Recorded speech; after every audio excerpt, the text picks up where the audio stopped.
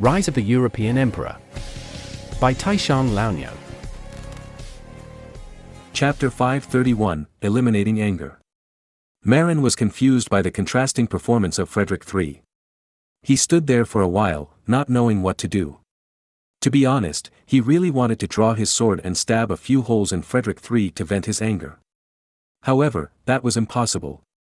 The unspoken rule of the European aristocratic circle is that unless there is a blood feud such as the revenge of killing his father, if the other party is caught, it is not allowed to harm the other party's life.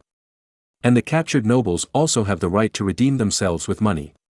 You know, that is a prisoner of war, caught by himself.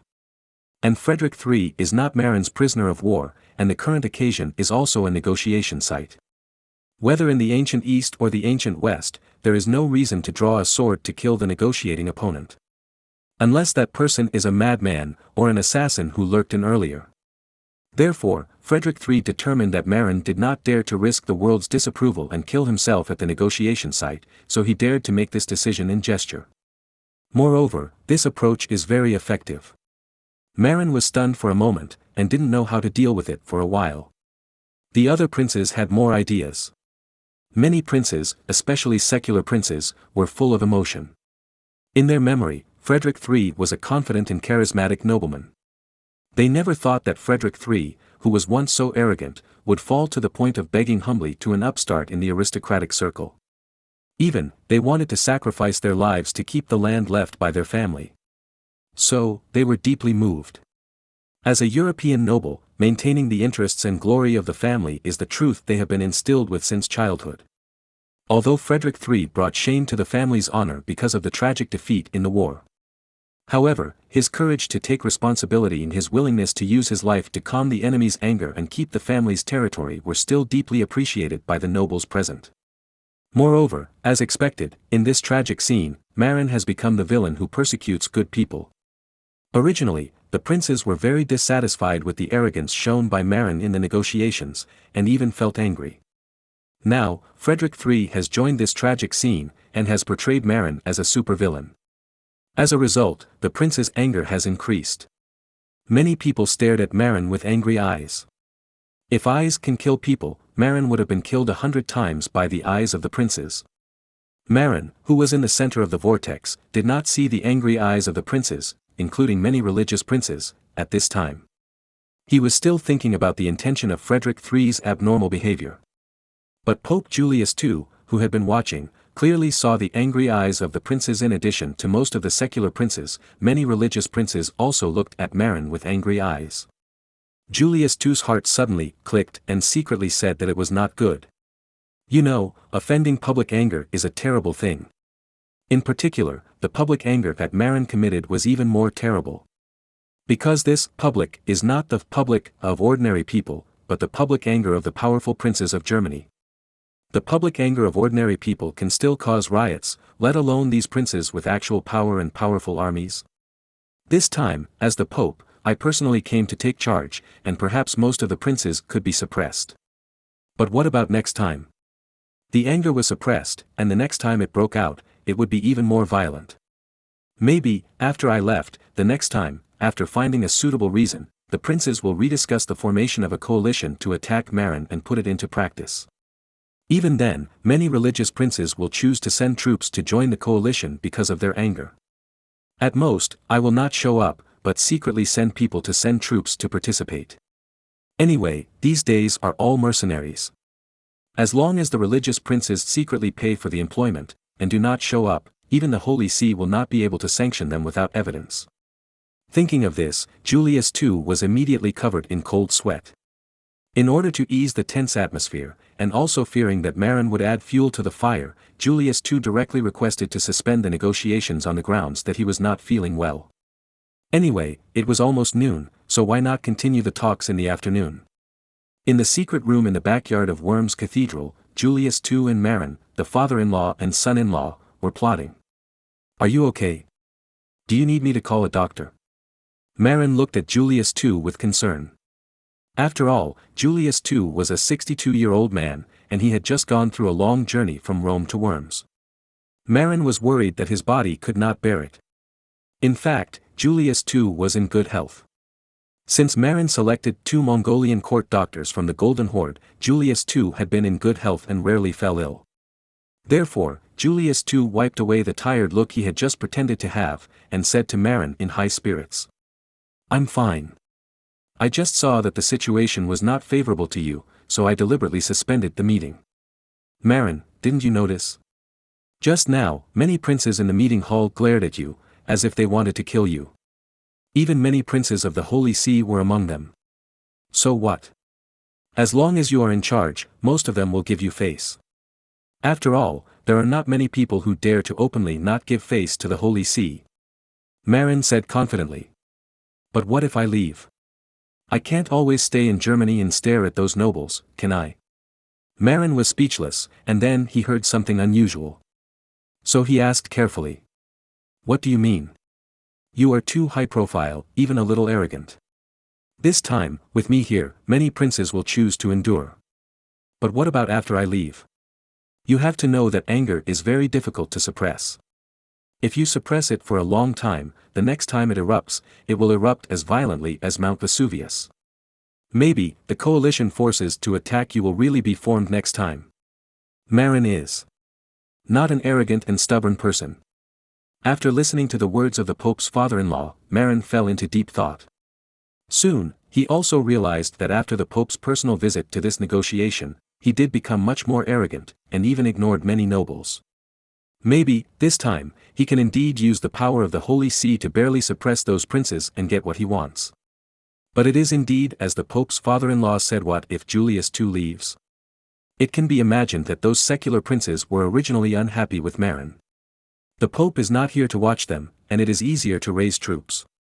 And those religious princes, will they also join the coalition to attack themselves? This is impossible. So, Marin told his father-in-law about his doubts. Julius II sneered. "How difficult is this?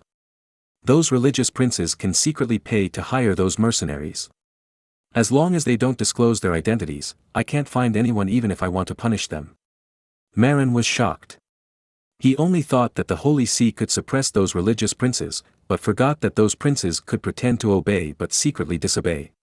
As long as the secular princes formed a coalition, those religious princes could privately invest and help hire those German mercenaries, and then hand them over to the coalition command. Then, they stayed out of it and watched the excitement from the sidelines. Faced with such a huge risk, Marin was somewhat helpless. Right now, the most important thing was to eliminate the anger of the princes, further reduce the risk, and avoid the risk of Marin being jointly attacked in the future. Chapter 532, Conditions reduced by half, benefits first. Then, what should I do now? Bow to the princes? But if I bow, they might push me further and force me to give up the benefits I can get. Marin said distressedly. These princes are not good people. If you are stronger than them, they will swallow their anger and pretend to be grandsons. However, once you show a decline, they will immediately turn into hungry wolves and bite a piece of meat from you. It is precisely because he knows the despicable nature of these princes that Marin deliberately pretends to be arrogant in order to suppress the other party's momentum. However, unexpectedly, it aroused the anger of most princes. Julius II was a seasoned politician after all. He thought for a while and said, "It is indeed not suitable for you to show weakness and surrender to them in public, because they will put forward more and more conditions. Once you refuse, the conflict between the two sides may intensify. So, my plan is that you continue to be arrogant and show that you don't take them seriously. In this way, you and the princes will definitely quarrel. Finally, I will come out as a mediator and ask you to give up a lot of benefits. And you, pretend to be very unwilling and aggrieved. These princes will feel very comfortable and their anger will dissipate most of the time when they see you being wronged. But in fact, you have already got what you should get, so it is not a loss." Marin was a little stunned. His father-in-law seemed to be very good at pitting people. As expected, an old politician. After waking up, Marin asked, "Father-in-law, then, what do you think I should keep as the bottom line?" "The bottom line is what must be obtained." Of course, this time the bottom line requirement was proposed by Julius II as a mediator. Then, Marin pretended to accept it with grievance. "So, what do you want?" Marin thought for a while and said, "Jutland Peninsula, the land of the Kingdom of Norway including the throne, the part of the Elbe River west of the Elbe River in the electorate of Brandenburg, including the later Stendal County and Salzwedel-Altmark County, with a total area of about 4,700 square kilometers. Among them, the city of Stendal is an important and prosperous town on the Elbe River. The wedding of Joachim I and Princess Elizabeth of Denmark was held in this city. The electorate of Saxony, well, almost ceded so much land. As for the compensation, it will be calculated according to the market price. Julius II shook his head after hearing this. After a long time, he said to Marin. Marin, you are too greedy. Marin was a little puzzled and said. It's nothing. I think I have restrained myself. You see, I have reserved the Danish throne and core areas for Denmark.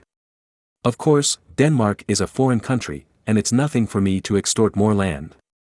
As for Brandenburg and Saxony, I have been very restrained because they are the electors of my country. Therefore, I ask them to cede part of their territory, which is already very respectful. Julius II shook his head and said to Marin. You want the electorate of Brandenburg to cede the area west of the Elbe River, which may not be a big deal. After all, the land area of the electorate of Brandenburg is already large, almost more than 30,000 square kilometers, including the later Brandenburg state, and Stendal County and Salzwedel-Altmark County under Saxony-Anhalt, with a total area estimated to be more than 34,000 square kilometers, and ceding the part west of the Elbe River is nothing. But the electorate of Saxony is different. You want to cede an area that is almost as large as the part west of the Elbe River of the electorate of Brandenburg, which is almost half the area of the electorate of Saxony. I think that even if Elector Frederick dies, he will not be willing to cede so much land to you. Besides, it's nothing for you to ask Denmark to cede the Jutland Peninsula. The area of the Jutland Peninsula is equivalent to 2 larger principalities. But the Kingdom of Norway is different. The area of this country is about half the size of Germany. But because this country is in the north, the climate is colder, which is not conducive to agricultural production. Its population is only more than 200,000. Marin retorted. I know, but those unlearned princes may not know. In their eyes, you will definitely make a fortune by getting such a large Kingdom of Norway. But in fact, the benefits of the Kingdom of Norway are not as good as the Jutland Peninsula. Julius II was more knowledgeable and had studied the geography of Europe. He knew that although the Jutland Peninsula was much smaller than the Kingdom of Norway, about 20,000 square kilometers, its climate was similar to that of northern Germany, and it could be used for agriculture and was also suitable for animal husbandry. It was more affordable than the Kingdom of Norway, which had an area of more than 200,000 square kilometers. The Kingdom of Norway at this time did not include the part north of the Arctic Circle or the Svalbard Islands. This refers to the mainland, but Iceland and the Faroe Islands belonged to the Kingdom of Norway. Moreover, the Jutland Peninsula is connected to the Duchy of Schleswig, which is now controlled by Marin, and it is very convenient to rule. Unlike the Kingdom of Norway, which is far away from the emperor, the local nobles are powerful and not easy to manage. Do you mean that I should give up the Kingdom of Norway? Marin asked unwillingly. Yes, that's what I mean. Marin, you are still young, and there are many days ahead. There is no need to become king now. If you really seize the Kingdom of Norway and get the crown, I can guarantee that you will become the target of public criticism and will arouse the jealousy and resentment of most German princes. If someone incites you again, you will easily face the anger of the whole of Germany. Moreover, the Kingdom of Norway is very poor and can't even grow food. What's the point of coming here? But I really want to be king. Marin said distressedly. Don't think about it, the benefits come first, and those false names don't matter whether you want them or not. What's more, if you want this false name, it may bring you disaster. Julius II comforted. Okay, then I don't want the Kingdom of Norway. So, what about the territorial issues of the electorate of Brandenburg and the electorate of Saxony? Cut it in half. Julius II said firmly. For the 2 countries, you only need to take a county-sized area each. However, you can integrate the land. Integrate? What do you mean? It means putting the lands taken from the electorate of Brandenburg and the electorate of Saxony together. This way, it will be easier to manage. How to do it specifically? Marin asked. The place you want in the end is still the area west of the Elbe River in the electorate of Brandenburg, which is equivalent to 2 counties. However, the land ceded to you by the electorate of Saxony can be transferred to the electorate of Brandenburg. I see. Marin suddenly realized. Chapter 533, The Settlement of the Oldenburg Family. The electorate of Saxony and the electorate of Brandenburg are adjacent to each other. In particular, the electorate of Saxony has a piece of land just southeast of the capital of the electorate of Brandenburg, Berlin. That place is the Oder-Spree county of later generations, with Beskow as its capital. Having another country's territory near its capital is not very safe for a country after all. Of course, the electorate of Brandenburg and the electorate of Saxony have a good relationship at the moment, and there is no danger. If the two countries fall out, the land of Oder-Spree county will be fatal to the electorate of Brandenburg. Because the electorate of Saxony can gather troops from here and attack Berlin directly and quickly. If this piece of land is exchanged for the electorate of Brandenburg, I believe the people of Brandenburg will not object. Moreover, this piece of land is not small, it is as big as a county. Of course, when the meeting resumes, you still hold on to the condition you just wanted and don't give in until you annoy the princes. Finally, I will act as a mediator and cut your request in half. It seems that you have suffered a great loss, but you actually have no loss. Okay, let's do it. Remember, after your conditions are cut in half, you must pretend to be very aggrieved. At least, your performance should not be worse than that of Elector Frederick just now. If you can squeeze out a few tears, the effect will be even better. Make sure to make those princes who oppose you feel comfortable, so that their anger will subside. Understand, this is a piece of cake. Marin, who participated in many dramas in his previous life, is not afraid of this. Besides, if you can't cry, you can hide an onion in your sleeve. Even if the conditions are halved, Marin can still get a lot of benefits. Putting aside the huge compensation, the land alone is enough to make Marin happy. First of all, the Jutland Peninsula, apart from the northern part of the Duchy of Schleswig, which is about 3,000 square kilometers, there are about 20,000 square kilometers of land in the north. Before that, even if the county of East Frisia, including Jever's 500 square kilometers, about less than 4,000 square kilometers, the county of Oldenburg, about 4,000 square kilometers, the bishopric of Munster, 10,200 square kilometers, the bishopric of Osnabrück, more than 2,000, and the duchy of Schleswig, 9,200 square kilometers, were included, it was less than 30,000 square kilometers.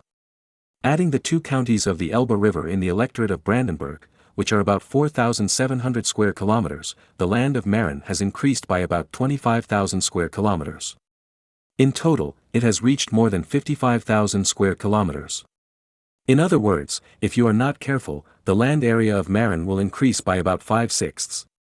In the current Holy Roman Empire, I am afraid that only the Archduchy of Austria and the Kingdom of Bohemia, which have a large land area, can exceed the area under Marin's rule.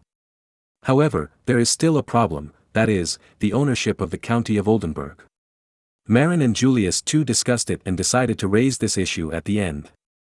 On the condition of giving up the claim to the Kingdom of Norway, King Hans of Denmark would take the members of his family to the Kingdom of Norway and give them the status of count there.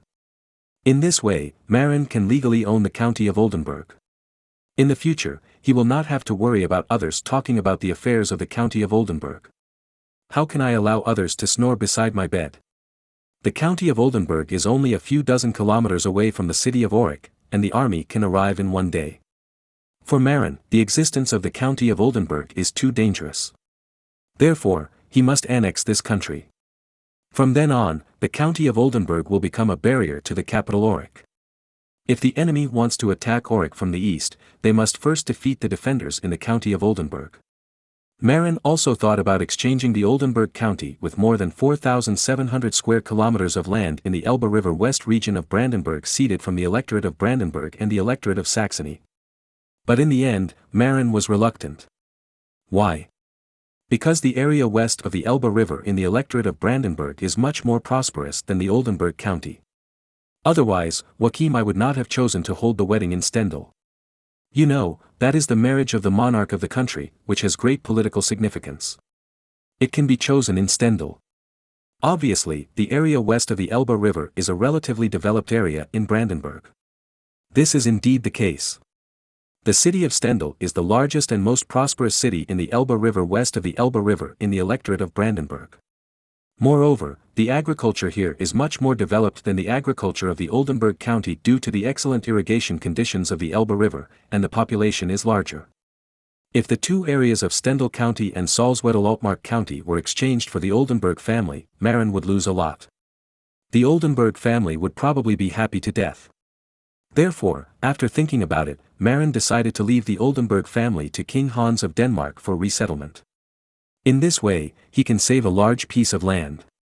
Moreover, Hans also has enough ability to resettle his family. After all, the Kingdom of Norway lacks everything, but not land.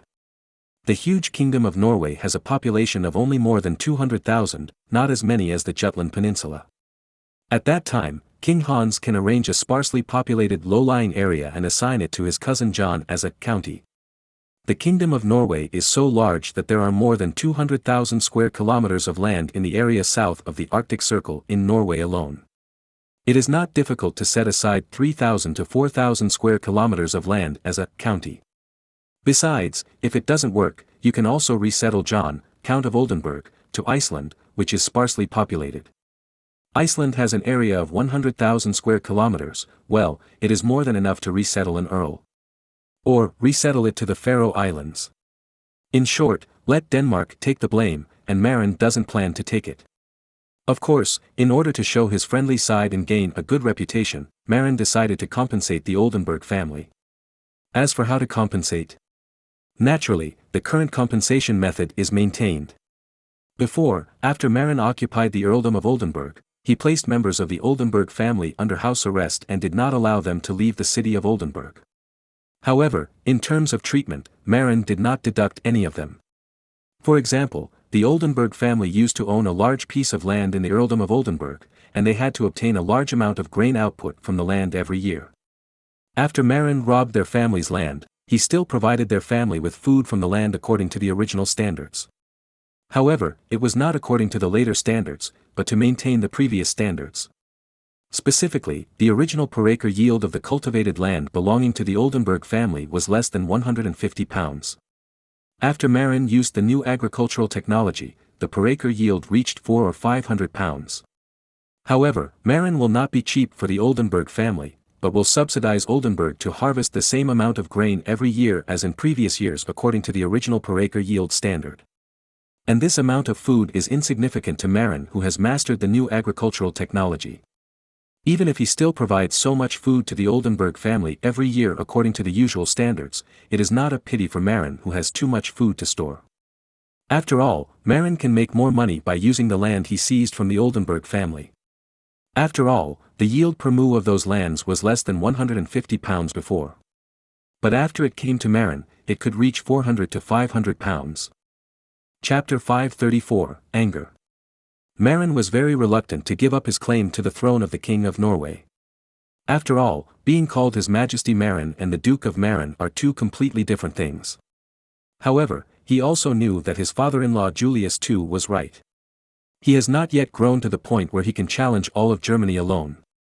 The most important thing now is to eat the benefits he deserves, digest them all, and transform them into strength. Before, Marin's estimate was that as long as the religious princes did not participate in the war, he would not lose even if he could not win the battle against the coalition forces of more than 100,000 secular princes. However, Julius II told him another possibility. Although those religious princes did not dare to declare war on Marin openly under the suppression of him as the Pope, it was not a problem to secretly pay money and hire more troops to attack Marin. Moreover, now is the era of mercenaries. Paying money is actually no different from sending troops. At that time, facing an all-round gang fight, he would have to kneel even if he had 40,000 troops. You know, the tactics used by Marin's army now are just the Spanish phalanx that fits this era. Although it is stronger than most opponents of this era, it is also limited. It's not that Marin is unwilling to use more advanced infantry lines, but Marin lacks enough gunpowder and can't fight a protracted war of queuing and shooting. If most soldiers really use muskets, the gunpowder in the army may be used up before a battle is over. Therefore, before obtaining a stable and large amount of gunpowder, mainly saltpeter, Marin can only use the Spanish phalanx with only 1/3 of musketeers, and there is no condition to use the infantry line formation used by Gustav II with a musketeer ratio of 2/3. Similarly, Marin was afraid of being beaten up by the German princes, not because the army's combat effectiveness was not good, but because there was not enough gunpowder. This battle with the Bossa coalition and the Danish army consumed most of the gunpowder. Before Amerigo's cargo ship to India brought back enough Indian saltpeter, Marin's musketeers simply did not have enough gunpowder to cope with the shooting needs of muskets and artillery when fighting against the prince's coalition. If the gunpowder ran out halfway through the battle with the prince's coalition, then the matchlocks of the musketeers in Marin's army would be no different from fire sticks, and the same was true for artillery. Even without ammunition, musketeers and artillerymen would become a burden. After losing the powerful firepower support of musketeers and artillerymen, it would be futile for Marin's army to use the advanced Spanish phalanx.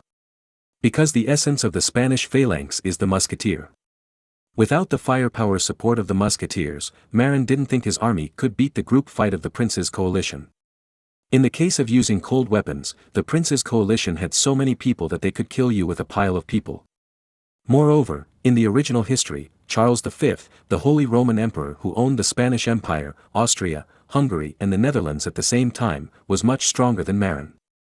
He could defeat France and capture the King of France alive, but in the end he failed to defeat the Prince's alliance and failed to complete the task of unifying Germany.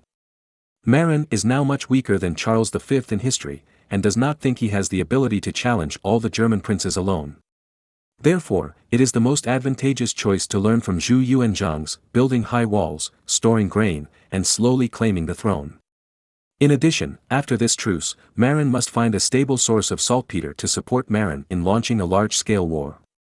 Otherwise, Marin has no confidence to go to war with other countries. You know, in the era of smoothbore guns, it is difficult to hit a bullet more than 50 meters away, and it is a ash machine farther away. With such a low hit rate, the volley tactics waste gunpowder very badly, and often many shots are fired to hit an enemy. Therefore, without hoarding enough gunpowder, a large-scale war cannot be launched at all. Therefore, in the future, while digesting the results of this war, Marin needs to find a stable supply channel for saltpeter. This channel can be to purchase from India, or to purchase from Ming Dynasty, or to mine in Chile. In short, with endless saltpeter, Marin can launch wars without limit and have unlimited right to fire.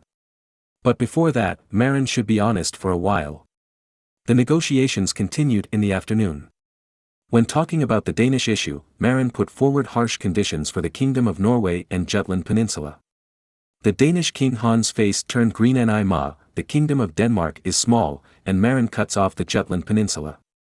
Then, the remaining land area of the Kingdom of Denmark is less than half of the previous one.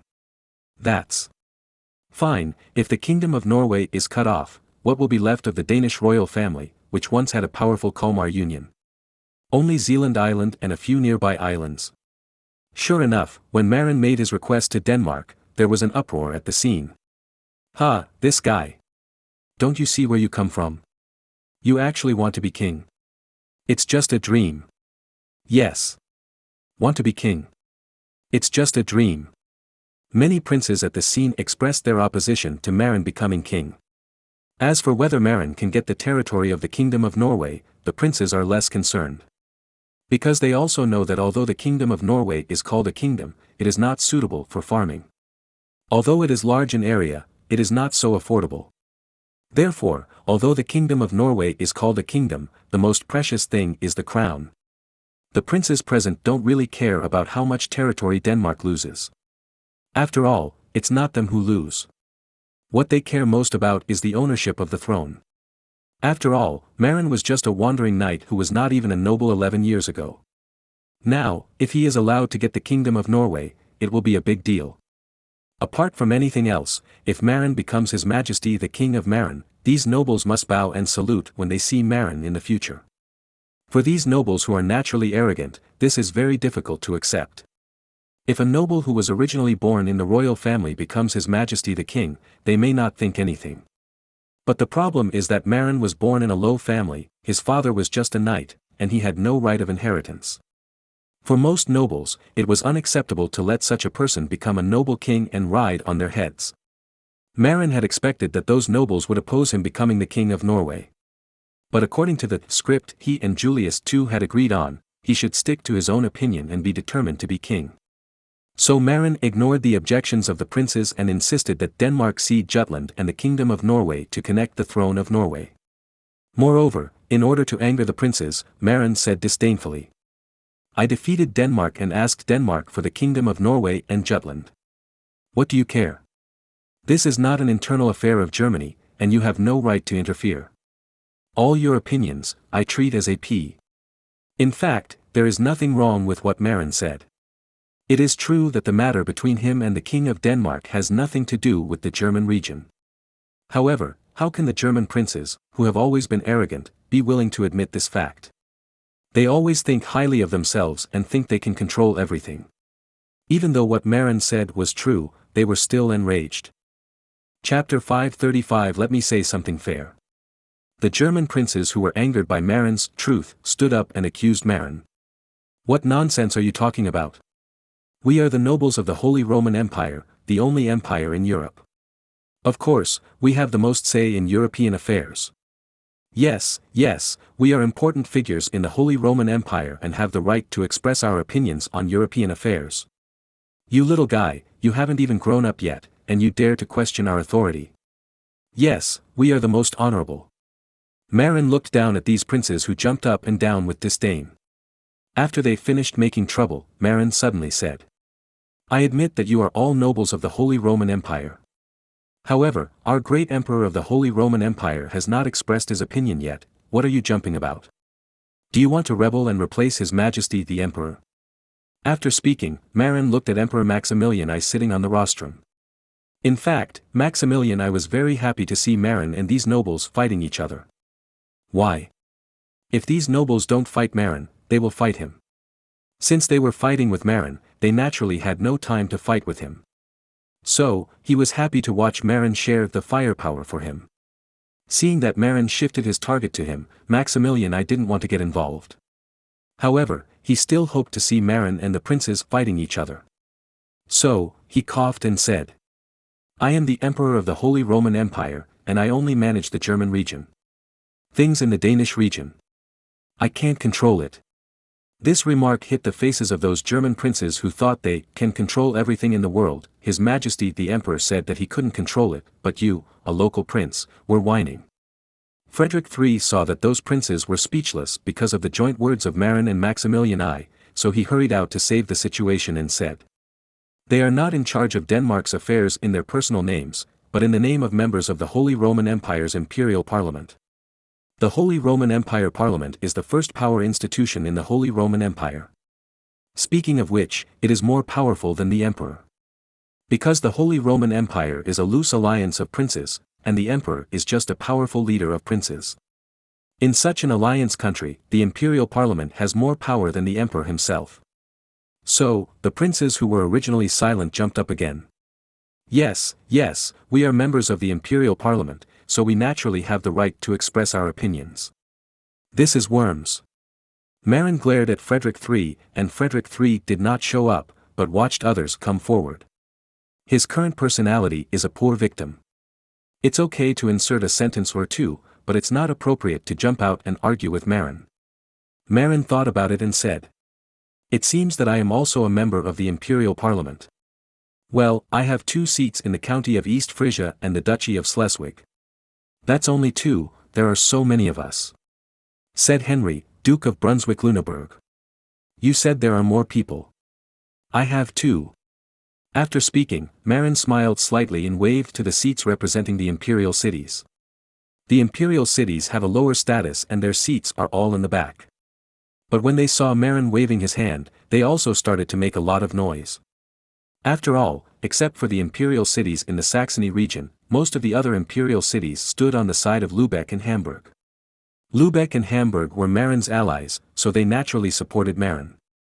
Seeing the cheers of the representatives of the imperial cities in the back row, Duke Henry snorted coldly and said, Those low-class representatives can also get involved in such things. What we are discussing is a big matter of a crown, not a dispute of interests. Are those civilian representatives qualified to get involved? As soon as Duke Henry finished speaking, many noble princes nodded. After all, many of the representatives sent by those imperial cities were not nobles. Even if they were nobles, they were generally just honorary nobles such as knights, not hereditary nobles like them. Therefore, these noble princes have always looked down on the representatives of those imperial cities. That's what you said, Lord Duke Henry. Tomorrow, I'll talk to those friends in the Hanseatic League and tell them that you look down on them. When you want to borrow money from them, see if they are willing to lend you money. Marin laughed and said jokingly. In this era, the economy of the great nobles is generally not good, and it is common to borrow money from Hanseatic merchants. If they are unwilling to lend, how can everyone maintain a luxurious life? So, many nobles who nodded just now retracted their heads. But Henry, Duke of Brunswick-Lüneburg, didn't care, because his Duchy of Brunswick-Lüneburg had a large reserve of Lüneburg salt mine.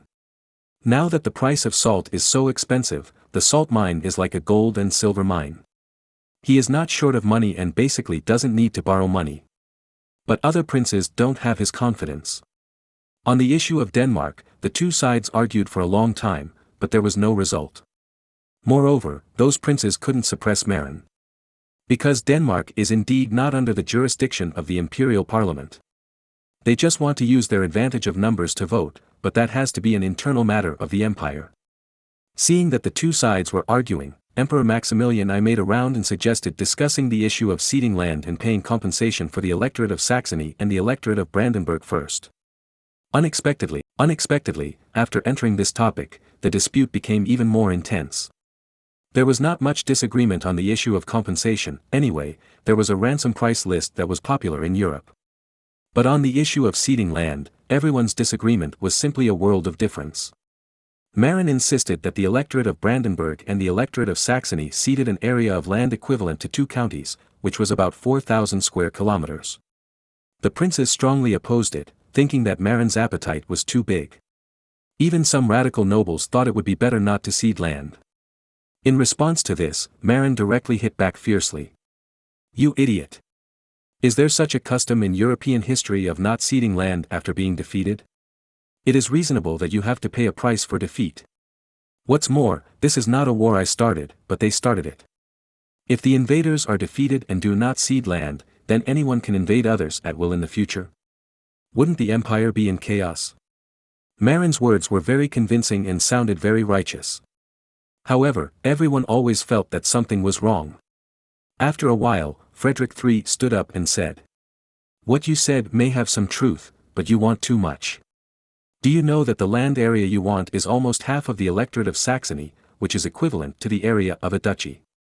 And the electorate of Brandenburg and the electorate of Saxony have ceded so much land to you, you are equivalent to earning 2 duchies. In history, even if you ask the other party to cede land, it has never been so exaggerated, right? You want the land of our 2 duchies, and the Jutland Peninsula in Denmark, which is equivalent to 2 electorates of Saxony. In addition, the Kingdom of Norway, which is equivalent to half of Germany, and even the Crown of Norway. Marin, do you want to be the overlord of Europe? Even His Majesty Maximilian I does not have as much land as you. Next, should we elect you as emperor?" Listening to Frederick III's calm voice, Marin also shed some cold sweat. This is not pretended. After all, Frederick III's words go to the core. Moreover, through a simple comparison, compared with Emperor Maximilian I, people look at Marin differently. The current Habsburg family only has Austria, the county of Burgundy, the French Comte region in later generations, and the Netherlands, excluding most of West Frisia and the Duchy of Geddes. Such a territory is already one of the best in the Holy Roman Empire. But if Marin obtains the Jutland Peninsula and the Kingdom of Norway, he will surpass them in terms of territorial area at once. At that time, Marin, who owns the Kingdom of Norway with an area of more than 200,000 square kilometers, will become the prince with the largest land area in the Holy Roman Empire, surpassing the Habsburg family in Vladislaus II, who also owns the Kingdom of Bohemia, the Duchy of Silesia and the Kingdom of Hungary, and become the land king of the Holy Roman Empire. It seems that he is also capable of running for the Holy Roman Emperor. Frederick III's words not only shocked many princes who were originally against Marin, but even Maximilian I himself was greatly touched. He hopes that Marin and the princes will fight each other, but he also doesn't want a monster with strength comparable to the Habsburg family to appear. For a moment, the air froze. At this time, Pope Julius II, who had been watching, felt that the time was almost right, so he stood up and said, "Okay, let me say something fair." Then, the eyes of the whole audience instantly gathered over. You know, Julius II is the Pope, the highest spiritual leader in Europe. What he said was much more effective than that of Maximilian I, who had no real power. But the problem is that it seems that Julius II is on Marin's side. What should we do if the Pope defends Marin? After ideological struggles, many secular princes are planning to argue with His Majesty the Pope in person. And those religious princes are even more conflicted. Of course, they don't have the courage to oppose the Pope in person. However, they really don't want to see Marin become king and get so much land. For a while, the faces of most of the princes on the field were full of complexity. Even Maximilian I, who had planned to support Marin before, had a complicated expression. He hopes that Marin will help him attract firepower and fight with the princes, but he also doesn't want Marin's strength to grow too fast. Therefore, most of the princes on the field looked at Pope Julius II with very complicated eyes, waiting for his fair words. Chapter 536, The Crier, Marin. Julius II cleared his throat and said, "I have been sitting here for a long time, and both of you have been arguing with each other. It sounds like what you said makes sense, but in fact, both of you have gone too far." At this time, everyone's eyes changed when they looked at the Pope, and many people were shocked to think, "Is your holiness really going to say something fair?" Then, Julius II's words confirmed their thoughts. In this war, although Marin is the righteous party and won it, many people suddenly realized that they were indeed standing up for Marin, and they immediately labeled Marin as justice. Of course, this is not biased towards Marin. Because Marin is indeed the attacked party, not the aggressor, there is nothing wrong with it. But, his demands are too high and too many. Julius II said slowly. Julius II's words resonated with most of the princes on the field, and everyone nodded in agreement. On the side, Marin, the protagonist, looked at Julius II in shock, as if he couldn't believe it. In fact, this was of course an expression that Marin pretended. But for some reason, the princes felt particularly refreshed when they saw Marin's unbelievable and aggrieved expression. Julius II continued. There is no problem in asking Denmark to cede the Jutland Peninsula. After all, although the Jutland Peninsula is not small, it does not involve sensitive issues. In fact, it is a piece of territory. After all, the core area of Denmark is in Zealand. Although ceding the Jutland Peninsula will greatly reduce the area of the Kingdom of Denmark, it will not touch the core area of Denmark. Many princes present also nodded, thinking that what Julius II said made sense. But Julius II made a turn, and then continued. Marin wants the Kingdom of Norway, that's a bit too much. Suddenly, the atmosphere in the venue became heated. Many princes who had previously opposed Marin's request for the Kingdom of Norway immediately raised their eyebrows and said proudly, "I said, Marin is too greedy to want the Kingdom of Norway. Just based on him, is he also a king?" King Hans, who had been sitting on the sidelines and had no say, even stood up excitedly and shouted, "Your Majesty the Pope is wise. For him, the Pope's statement may allow him to keep a kingdom and a crown. How can he not be excited? Who would dislike too many crowns?" Even now, he is ashamed of his previous suspicion that Pope Julius II and Marin were in cahoots. Looking at the excited father-in-law, Brandenburg Elector Joachim I was indifferent. In fact, he knew about this scene at noon. Because Marin had discussed with him and asked him to come out as a babysitter at a certain time. Then, he could exempt himself from half of the ransom. Moreover, Marin took the initiative to reduce his territorial demands by half, which also made Joachim I very satisfied. Although it was painful to lose a wealthy city like Stendal, it was a surprise to get the Beskow region, Oder-Spree County, southeast of Berlin. After all, the Beskow region is right next to the southeast of Berlin, which is indeed a security risk. At noon, Marin analyzed with him that the Beskow region is too close to Berlin, which is not good for Berlin's security. In fact, Joachim I's grandfather once considered exchanging the land west of the Elbe River with the electorate of Saxony for the Beskow region. But at that time, Saxony opened its mouth to ask for the wealthy Stendal, which made Joachim I's grandfather reluctant. So the deal was dropped. If the Saxons were willing to exchange the Beskow region for the Salzwedel region, Salzwedel-Altmark County in later generations, at that time, this exchange might have been completed long ago. Now, the loss of Stendal seems inevitable. And Marin's land integration plan allows him to exchange the Salzwedel region for the Beskow region, which seems to be no loss. After all, there is no longer any threat from other countries around Berlin. Moreover, by cooperating with Marin, a lot of compensation can be saved, which is also what poor Joachim I values. As for the fact that doing so will pit his father-in-law and Frederick III, he doesn't care.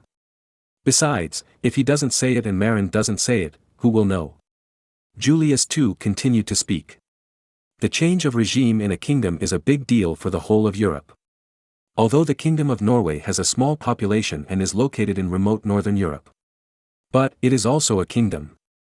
The crown of Norway is also a genuine crown, without adulteration, and is recognized by the Holy See. Marin wants to defeat Denmark and make the other party cede a kingdom, or even a crown. I think this is inappropriate. Or, Marin, you are too greedy.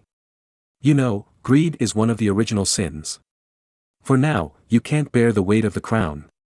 Julius II said to Marin righteously. Marin also had tears in his eyes, and he seemed very aggrieved. In fact, taking advantage of the opportunity when everyone was looking at Julius II, Marin smeared the cut onions hidden in his sleeves on the side of his eyes, irritating his eyes and starting to tear. Fortunately, everyone stood far away from Marin, otherwise they would smell the onion smell. Marin looked very aggrieved, and said, Your Holiness, but I have such a powerful army. I have the ability to conquer a kingdom and the confidence to defend it. But Julius II shook his head firmly and said, That won't work either. The crown is very precious in Europe. Look, how big is the Grand Duchy of Lithuania? It has a large population and can be considered a European power. However, they don't have the title of a kingdom and lack a crown. Therefore, in Europe, the crown is extremely precious. In your current situation, you are not worthy of wearing the crown. In fact, what Julius II really wanted to say was that with your current strength, you can't keep the crown. Moreover, Julius II was also very cunning, and his words were very cautious. He only said that Marin was not worthy of wearing the crown at present, but he didn't say that Marin was not worthy of wearing the crown. The meanings of the two are completely different. Not worthy at present implies that he may be worthy in the future. If he is not worthy, it means that he is completely unqualified. As a father-in-law, Julius II naturally hopes that Marin can wear the crown one day. Therefore, he can't leave a handle and say that Marin is not worthy now. When he crowns Marin in the future, he won't be accused of breaking his promise. When Marin heard what Julius II said, he seemed very excited and aggrieved. Many princes who were close to him saw that Marin seemed to have tears in his eyes. Marin seemed very aggrieved, so aggrieved that he was about to cry. He is really a big boy, he wants to cry when he is aggrieved. Many people thought disdainfully. However, seeing Marin wanting to cry, why did many princes feel so comfortable that they wanted to shout out? Julius II drank a sip of water, moistened his throat, and continued. As for your request to cede the land of Brandenburg and Saxony, I also think that you are asking for too much. Ah. Marin cooperated very well and pretended to be shocked, and seemed a little confused. Julius II continued. You want the two countries to each cede to you an area of land equivalent to a duchy. That's too much. Perhaps, it's okay for the electorate of Brandenburg to cede such a large area of land to you. Because the electorate of Brandenburg is already very large. But the electorate of Saxony is different. Saxony has been divided into two countries after the Treaty of Leipzig. The area of land under the jurisdiction of Elector Frederick is not as much as yours. You want to take away half of their land. Aren't you asking for their life? Although Frederick III on the side was puzzled as to why Julius II spoke for him instead of Marin, he nodded desperately at this time. Your Holiness is right. If you want to take away half of Saxony's land, you might as well kill me. Julius II looked at Frederick III, then turned around and said. How about this, Marin, cut your request for the cession of land between the two countries in half. Cut it in half. That's a lot of land. Marin looked extremely reluctant. Are you going to listen to my advice or not? I. Marin looked extremely reluctant, with tears in his eyes, as if he had suffered a great injustice. However, the princes loved to see Marin being wronged. Frederick III was a little confused, and he always felt that something was wrong. But at this moment, Joachim I, who had been silent, suddenly stood up and shouted. Long live His Majesty the Pope, your decision is so wise, I Joachim fully support your decision. His noisy look scared everyone and interrupted Frederick III's thinking, who seemed to be thinking of the truth. Joachim I continued to shout. Cut it in half, cut it in half. The princes didn't understand, but it seemed to be very unfavorable to Marin. So they also shouted. Cut it in half, cut it in half. Cut it in half. Half. Half. Against the background of the noise, Marin looked very aggrieved to accept the decision of Pope Julius II.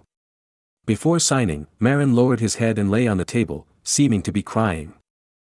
Marin is such a good fighter. I didn't expect that he would cry when he was wronged. He is not ashamed. Yes, yes. Otherwise, we should call him Marin the Crier, someone suggested. Great. Marin the Crier, this title is good. Then, Marin's name, the Crier, spread throughout the venue. Everyone signed the contract happily, acknowledging the Pope's fair judgment. Even Frederick III, whose train of thought was interrupted, and the somewhat confused Danish King Hans, signed the contract in a daze, acknowledging its legal effect. Moreover, as a compensation for Marin, Pope Julius II proposed that Joachim I, the Elector of Brandenburg, and Frederick III, the Elector of Saxony, promised to give Marin 3 opportunities to vote in support of the imperial parliament. Because his mind was confused, Frederick III agreed casually and signed it. But Marin was very happy, because Marin did not intend to waste these 3 opportunities casually, but intended to use these 3 opportunities at extremely important imperial meetings, for example, the election of the throne. Just when everyone was discussing Marin's indecent nickname, the Crier, Marin sneered in his heart, the Crier. Humph, I have made enough benefits. As long as I get enough benefits, let alone crying, I am willing to roll on the ground. As a modern Chinese soul who puts interests first, Marin does not care about those false names, but only cares about actual interests. You know, in later generations, many celebrities, in order to increase exposure, deliberately bribed people to discredit themselves. It was common for them to expose their own scandals. As long as they were popular enough, they could make more money. What did a little stigma matter? In order to get on the headlines, Wang Tushio dumped his wife who was not famous and married the famous international Zhang. Why? Didn't he just want to get on the headlines? Unfortunately, he was always stolen the limelight by others by chance. It really pissed off the old man. Chapter 537, The Grand Duchy of the North Sea. The issue of the County of Oldenburg was also successfully resolved. Before signing, Julius II mentioned the County of Oldenburg lightly. Originally, some princes opposed Marin's annexation of the County of Oldenburg. However, Julius II said that Marin had given up the Kingdom of Norway and half of the ceded land of Brandenburg and Saxony, and the issue of the County of Oldenburg did not seem to be a big deal. However, many traditional nobles still raised objections. They believed that the title of nobility should not be easily abolished, and the title of the Oldenburg family should not be deprived because of its defeat. In this regard, Julius II naturally proposed a plan that had been prepared long ago, to change the fief of the Oldenburg family to the Kingdom of Norway. Since the Kingdom of Denmark has avoided ceding the Kingdom of Norway, then it should be okay to accept a count who has lost his land. Anyway, the Kingdom of Norway has plenty of land. What's more, Count John of Oldenburg is the cousin of King Hans of Denmark. But King Hans of Denmark said that even if he accepted his cousin John, he could not give him the same fertile fiefdom as the Earl of Oldenburg. Because the more valuable fiefdoms of the Kingdom of Norway are all in the south, but they have long been divided up by the traditional old noble families, and it is impossible to give the cousin the same fertile land. Although Norway is large, most of the land is uncultivated. Even if those lands are distributed to cousin John, the cousin's family will not get any taxes and will live in poverty. In this regard, Marin naturally prepared a countermeasure. Long ago he said that the grain produced by the manor that originally belonged to the Oldenburg family and was taken over from Count John will still be supplied to Count John's family every year according to the previous quantity.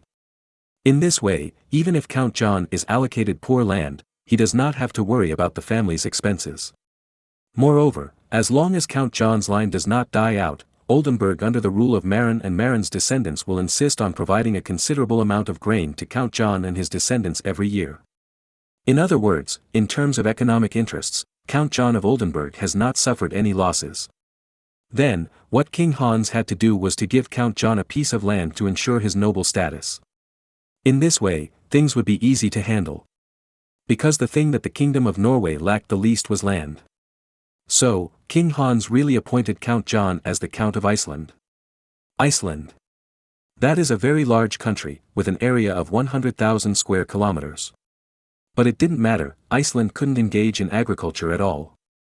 In later generations, Icelandic agriculture could only grow cold-resistant potatoes, or build some vegetable greenhouses. Vegetable greenhouses were not popular in Europe, but glass greenhouses were popular. Because of insufficient light and frequent polar nights, Iceland's vegetable greenhouses in later generations often used fluorescent lamps to provide light for the vegetable greenhouses, which consumed a lot of electricity every year. Fortunately, Iceland has cheap geothermal power generation and low electricity prices, so it can be done. Because Europe has not yet grown potatoes and has no ability to build vegetable greenhouses. Therefore, when Count John and his family went to Iceland, they could only let the people under their rule raise reindeer, sheep, Icelandic horses, etc., and engage in animal husbandry. Of course, fisheries can also be developed. Fortunately, Marin is willing to provide grain that is similar to the previous harvest, so Count John's family has no loss in terms of interests. However, he will be away from the mainstream European society in the future. After all, Iceland is too far away from the European continent. However, Marin also promised to allow Count John's family to live in Las Vegas, a gambling city at the mouth of the Elbe River. As for the earldom of Iceland, people can be sent to take care of it. In this way, the earl's family can also avoid going to the bitter cold place of Iceland. However, Las Vegas has many fun projects and great temptations. As for whether the grain harvested by the earl's family will be spent in Las Vegas after being converted into money, that is not something Marin can guarantee. Of course, since Count John of Oldenburg was renamed Count of Iceland, the princes of the original earldom of Oldenburg agreed to Marin's occupation, but they firmly disagreed with Marin's occupation of the earldom of Oldenburg's seat in the Imperial Princes' Council. Therefore, the earldom of Oldenburg was officially removed from the Imperial Princes' Council after the princes voted. In other words, Marin got the land but did not get the corresponding status. Of course, if Marin wanted to establish a county under his rule, that was fine.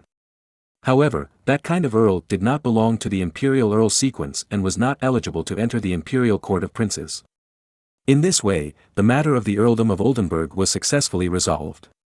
Just when everyone thought that the matter was over, after the signing, Pope Julius II suddenly proposed an astonishing proposal, a land exchange plan.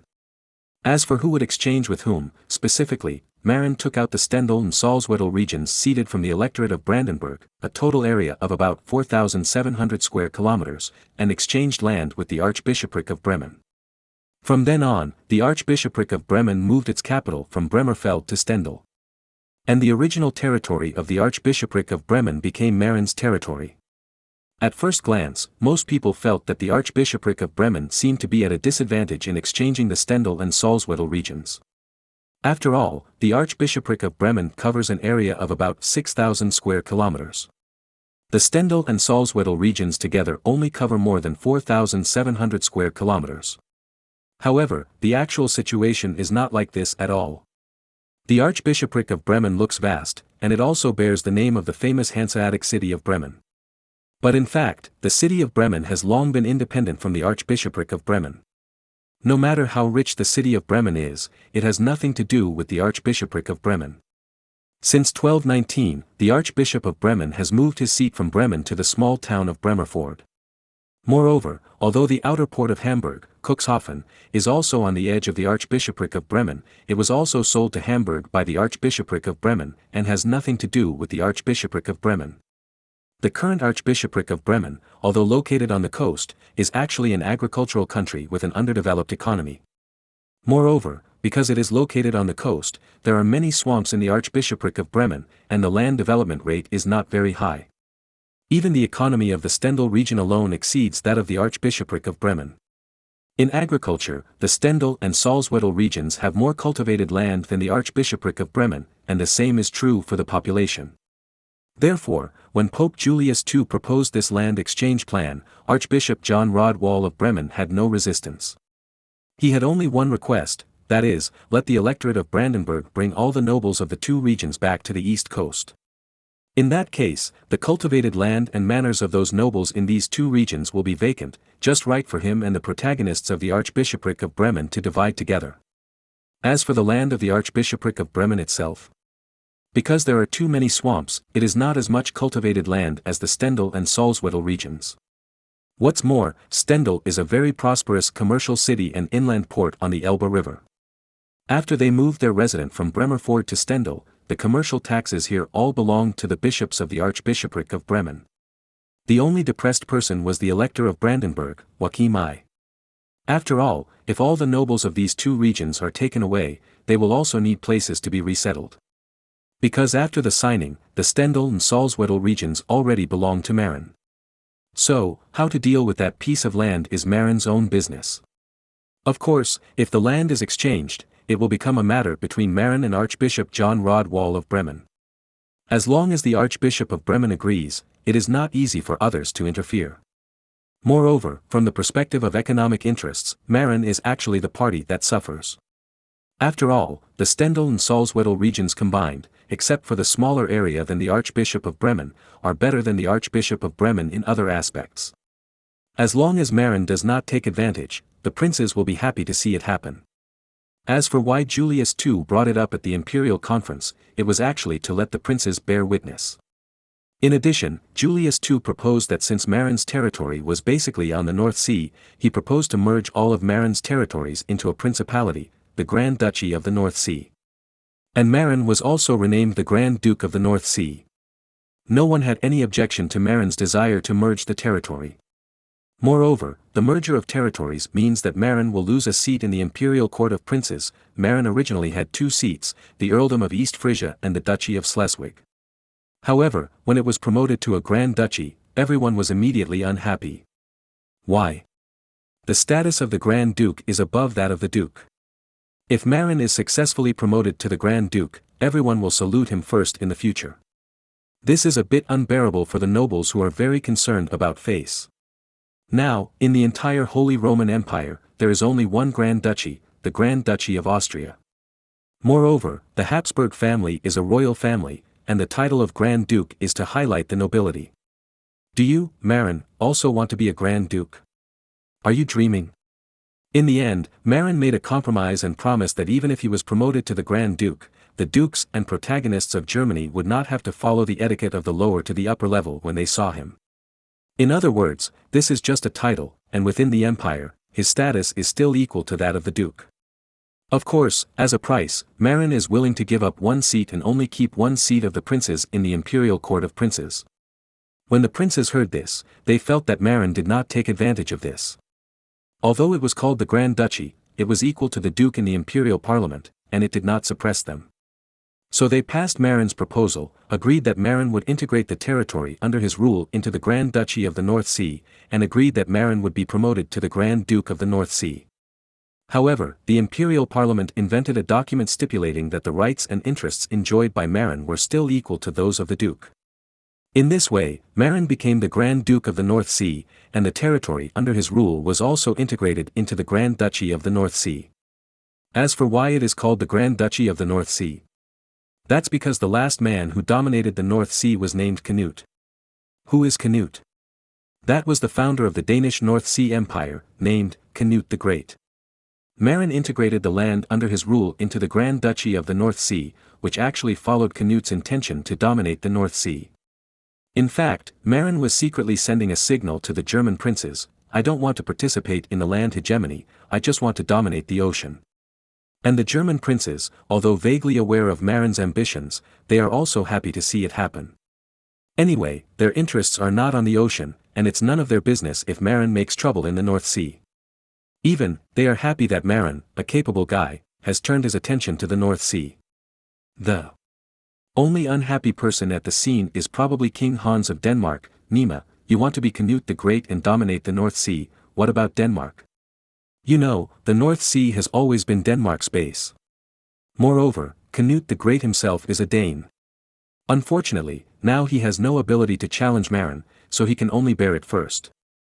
Chapter 538 George sells land. In fact, if they knew that Marin had become the Grand Duke of the North Sea, not only the Danes would be unhappy, but the English and Scots would also be unhappy. Why? Because the territory of King Canute not only included Denmark, Norway and southern Sweden, but also most of England and Scotland. Now that you, Marin, have become the Grand Duke of the North Sea, do you want to learn from Canute and invade England and Scotland? To this, Marin's answer in his heart is, yes, I want to dominate the North Sea and annex England and Scotland. Of course, this is the answer in his heart, and it is also Marin's real answer. However, if the English and Scots ask, Marin will definitely not say so, but will say, oh, my territory happens to be on the North Sea, so it is called the Grand Duchy of the North Sea. There is nothing wrong with this, because after exchanging land with the Archbishop of Bremen, the land along the North Sea coast in the German region does belong to Marin, and there is nothing wrong with Marin's statement. But when the German princes ask, Marin will deliberately hint to them, I am determined to be in the ocean, and I don't like to fight for hegemony on land. It means, I want to be a man who is the king of pirates, as for the quarrels on land, you can go and have fun. And the German princes just love to hear this news. Because even if Marin becomes the overlord of the sea, it has nothing to do with them. Moreover, such a strong man went to sea, and everyone felt relieved not to get involved in their quarrels on land. After all, that was a powerful man who defeated 50,000 extremely elite Bossa coalition forces. If he doesn't come to play, the little friends will have fun quarreling. Otherwise, if such a strong man joins in, what will everyone do? They will all be beaten. In order to make everyone feel completely at ease, Marin also publicly promised, as long as you don't take the initiative to attack me, I will never take the initiative to attack you. Of course, except for those who betrayed the Holy Roman Empire and the Vatican. Marin deliberately said this to ambush future religious wars. You didn't beat me, but you betrayed the Vatican and joined Protestantism, so don't blame me, the great knight of the Church, for sending troops to uphold justice. Then, grab your territory by the way. In fact, after this war, Marin planned to bury his head in development for a few years. Then, continue to strengthen and wait to join the religious war that swept across Germany. It seems that most of the princes in northern Germany later converted to Protestantism. Under the guise of maintaining Catholicism, Marin will have territory to grab at that time. As for the explanation of betraying the Holy Roman Empire, in the promise, it is actually an ambush for the Duchy of Guedes. Marin knew that the Duchy of Guedes colluded with France. When he and the Duchy of Guedes started to tear apart over West Frisia, in order to occupy the moral high ground, he had to talk about the Duchy of Guedes eating inside and outside, colluding with foreign countries, France. In this way, he became the righteous party, and the princes could not blame him for anything. Just thinking about the affairs of West Frisia, George, the Duke of Saxony, the legal owner of West Frisia, stood up. George played soy sauce for a long time, although he was against Marin in his heart. However, at this imperial meeting, he did not stand up to Marin, but played soy sauce throughout the whole process. Why? Because he was still pointing to the high price of 1 million gold coins to sell West Frisia to Marin when things could not be saved. Therefore, although he was unhappy with Marin, George did not participate in the ranks of Marin, so as not to offend Marin. Seeing that Marin's affairs were over, George decided to throw out his own problems and ask the princes to help him. George came to the stage, bowed to everyone, and said pitifully, "My lords, please help me. West Frisia, which I rule, was invaded by the Duke of Guedes, Charles II. Please help me to do justice." The princes present looked at each other and you are a waste who can't fight others, and you lost the Duchy of Guedes. What's our business? Do you want us to send troops to help you take back West Frisia? Dreaming. Unless you give enough benefits first. The princes fought against Marin together because Marin was the emperor's man before, and his war ability was too strong. Everyone joined forces to contain Marin, and it was also for themselves to prevent Marin from expanding to their heads. However, they didn't want to care about the mess between the Duchy of Saxony and the Duchy of Guedes. Because, although the Duchy of Saxony and the Duchy of Guedes were both relatively strong duchies, they had no ability to affect the entire German state. There were too many such dog-eat-dog incidents in the German region, so how could they have the time to take care of every one of them? Moreover, as a Duchy of Saxony with a strong reputation and strength, you can't beat the Duchy of Guedes, which was only restored in 1492. Everyone actually despised George. Seeing everyone's contemptuous eyes, George was a little anxious. He explained to the princes, "My lords, it's not that the army of the Duchy of Saxony is not strong. It's because Duke Charles II of Guedes colluded with the French. The French provided a large number of Swiss mercenaries to the Duchy of Guedes, which defeated our army. With the help of the French, the Duchy of Saxony is no match for the Duchy of Guedes. In order to prevent the Holy Roman Empire from being infiltrated by foreign countries, please help me. Yes, we should help Duke George. The Duchy of Guedes' collusion with foreign countries is equivalent to treason. We have reason to organize a coalition to attack it. At this time, Emperor Maximilian I stood up and spoke for George. He was most disgusted with the princes colluding with France. After all, he always regarded the powerful France as a strong enemy. However, what Maximilian I did not expect was that even if he raised this matter to the height of national justice, except for the nobles of the Habsburg family, other princes responded very little. Why? Because many German nobles believed that a powerful France was an important obstacle to Emperor Maximilian I's expansion and unification of Germany. The existence of France was an important guarantee to protect the princes from being annexed by the Habsburg dynasty. Because France would definitely hinder the Habsburg family from agreeing with Germany. Therefore, in terms of interests, the existence of France would be beneficial to the princes. Of course, if France wanted to invade Germany on a large scale, it was not impossible for everyone to unite and fight against France together. Of course, this could not be said publicly. Everyone knew that the existence of France made Austria uncomfortable. However, it was not okay to publicly support France. Otherwise, the emperor could have an excuse to accuse you of treason. At that time, it would be reasonable to deal with you. Therefore, they were not very interested in what George said about the collusion between the Principality of Guedes and France. So, some princes asked George dryly for evidence and witnesses. But now George had no evidence in his hand, and the witnesses were killed by people sent by the Principality of Guedes. So, he could not produce evidence and there were no witnesses. So, the princes took the opportunity to shirk George's request. Speaking of which, George was also stupid. If he hadn't mentioned France, the princes might have sympathized with him more. However, he did say it, and clearly expressed his hostility towards France, which made the princes unhappy. You know, France is a potential ally of the princes against the Habsburg family. Although they couldn't form an open alliance, the two sides had a tacit understanding. Maximilian I was annoyed, so he announced loudly. If there is evidence that the Principality of Guedes has colluded with France, it will be charged with treason. Whoever is able to send troops to attack the Principality of Guedes can own the land they conquer.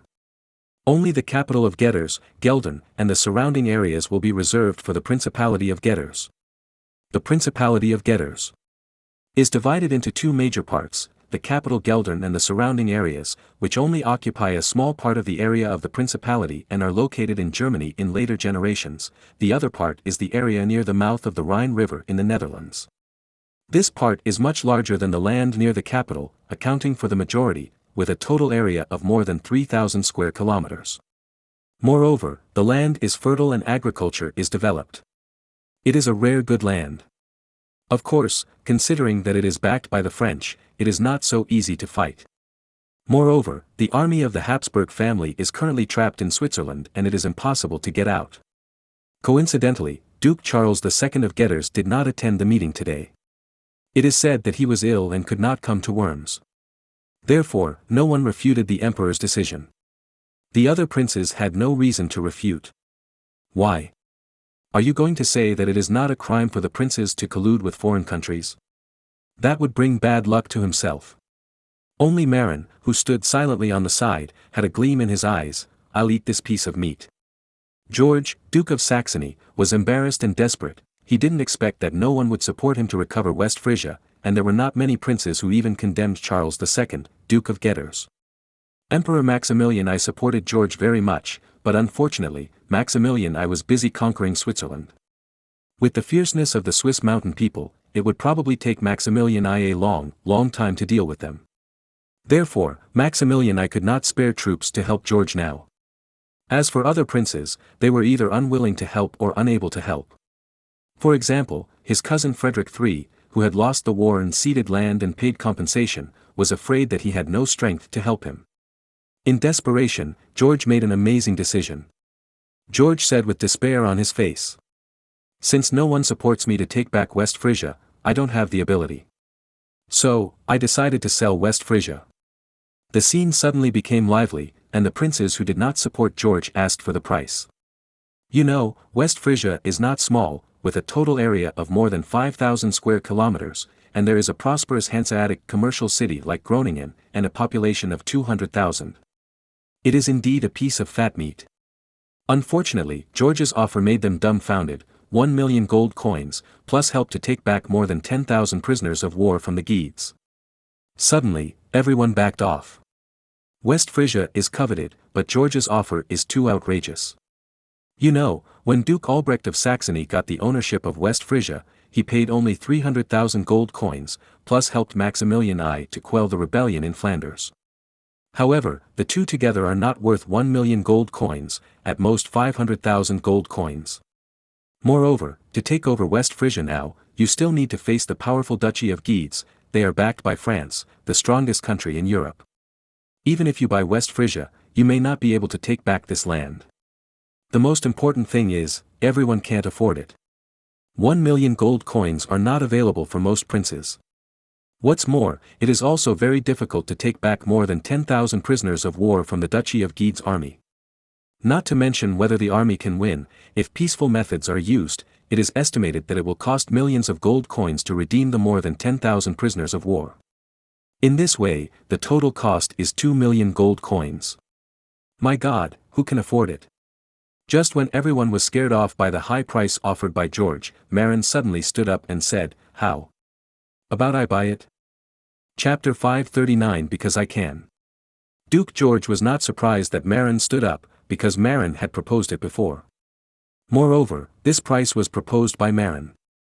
In fact, according to the market price, West Frisia is not worth so much. Under normal circumstances, it is worth 600,000 gold coins, which is a high price. However, things are not calculated that way.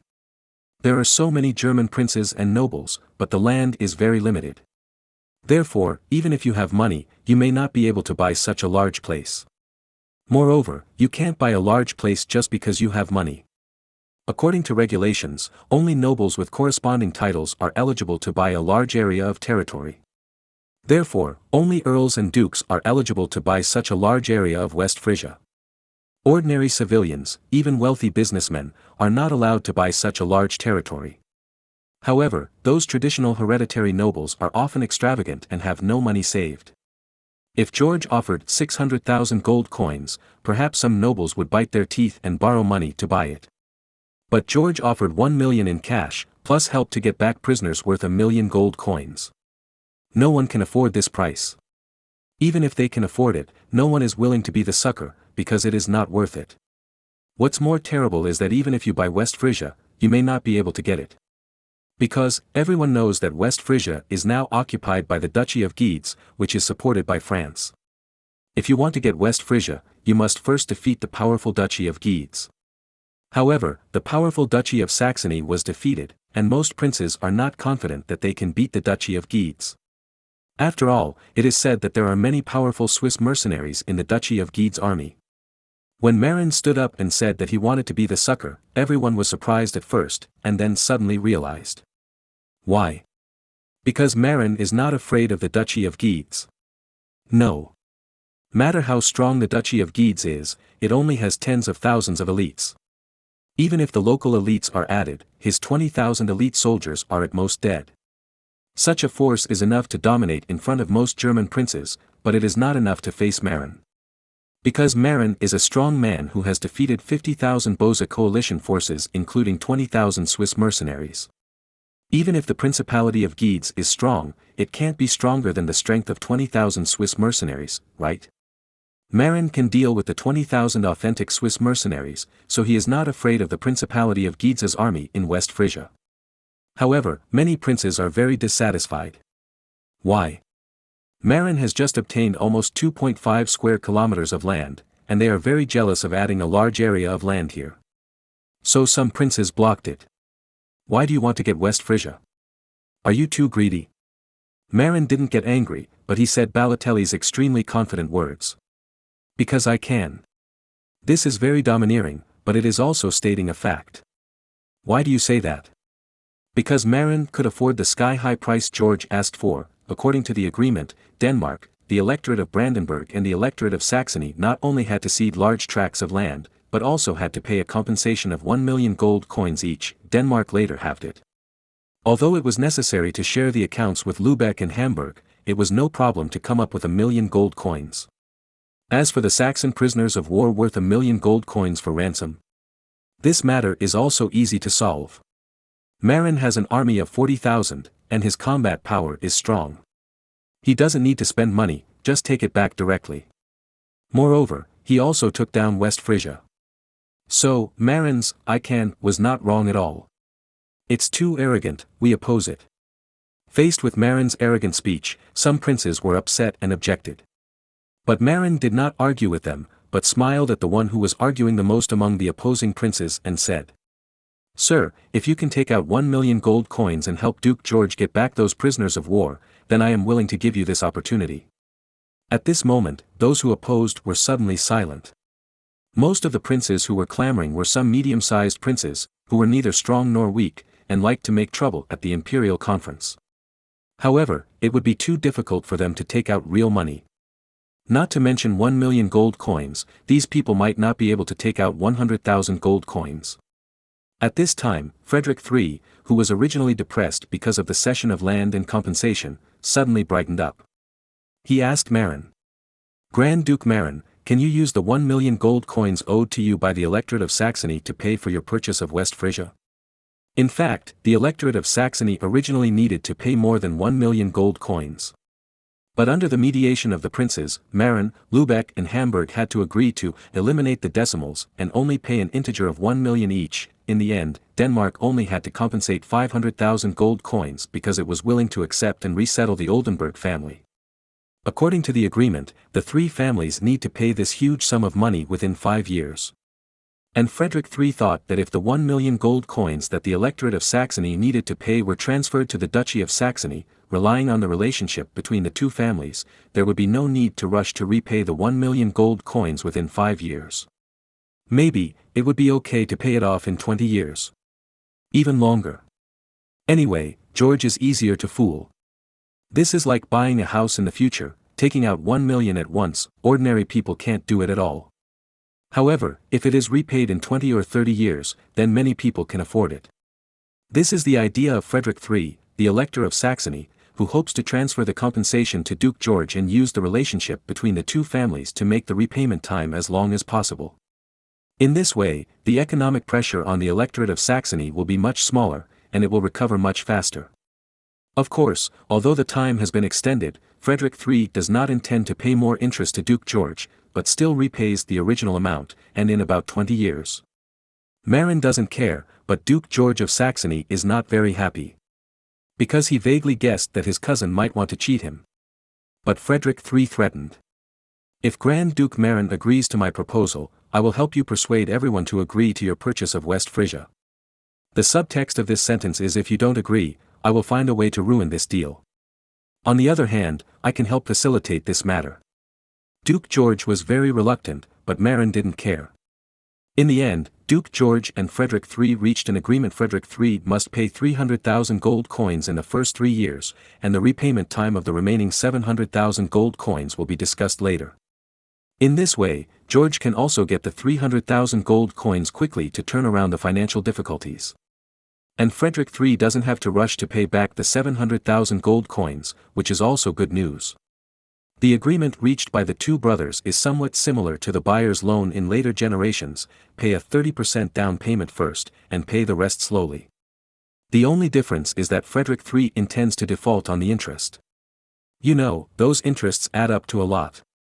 After the cousins reached an agreement, the rest of the things will be easy. Frederick III was originally the leader of the anti-Marin group.